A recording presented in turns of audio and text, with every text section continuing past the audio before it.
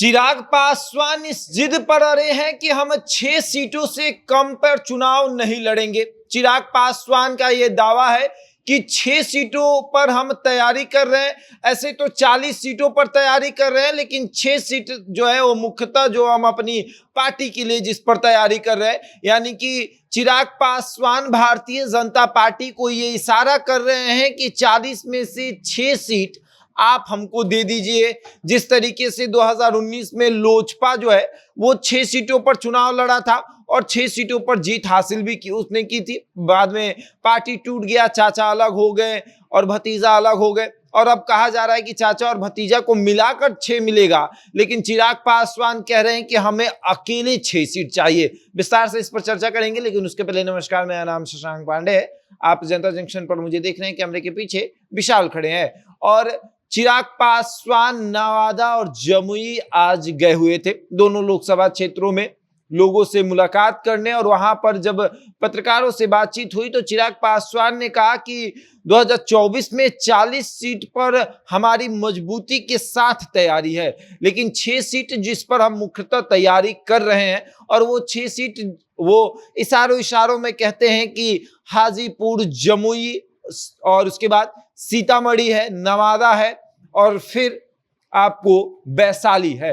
इन तमाम सीटों की वो चर्चा तो नहीं करते हैं, लेकिन एक तरीके से इशारा भी कर देते हैं। खगड़िया भी इसमें मौजूद है, और इन तमाम सीटों पर जमुई को अगर छोड़ दे तो इन 5 सीटों पर पशुपति पारस गुट के सांसद हैं। पशुपति पारस जो है वो हाजीपुर से हैं, उनके जो भतीजे प्रिंस पासवान है वो सीतामढ़ी से हैं, और उसके बाद बीना देवी वैशाली से हैं। वहीं नवादा से सूरजभान सिंह के भाई चंदन सिंह हैं, और फिर अगर आप बात करें खगड़िया से तो महबूब अली कैसर है। और इन तमाम सीटों पर चिराग पासवान अपना दावा ठोक रहे हैं। वो एक तरीके से ये बता रहे हैं कि उन तमाम सीटों पर हमारा अधिकार है जिन सीटों पर 2019 में सांसद जीतने के बाद हमको धोखा दे दिए।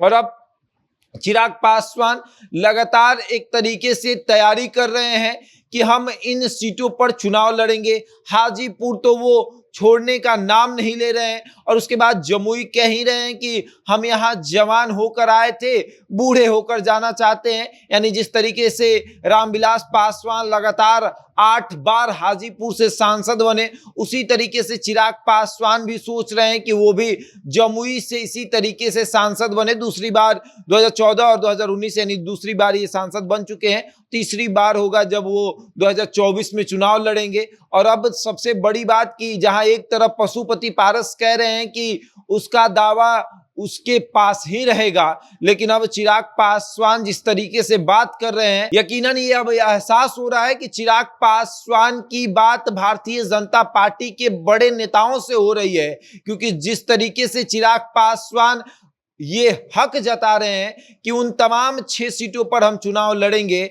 जिस पर 2019 में उनकी पार्टी ने पर्चा भरा था और उनकी पार्टी ने चुनाव लड़ा था। हालांकि भारतीय जनता पार्टी अगर चाहेगी तो उस सीट के साथ अपना हेर फेर कर सकती है, लेकिन चिराग पासवान अभी भी नवादा से, जमुई से, हाजीपुर से, फिर वैशाली हो, खगड़िया हो, इन तमाम जगहों से तैयारी कर रहे हैं। और अब देखिए आगे क्या होता है। और इसमें और भी सीटें हैं जो जुड़ी हुई हैं। आप जहानाबाद की बात कर ले, उसके बाद नालंदा की बात कर ले, इन सीटों को भी आप ऐड कर ले।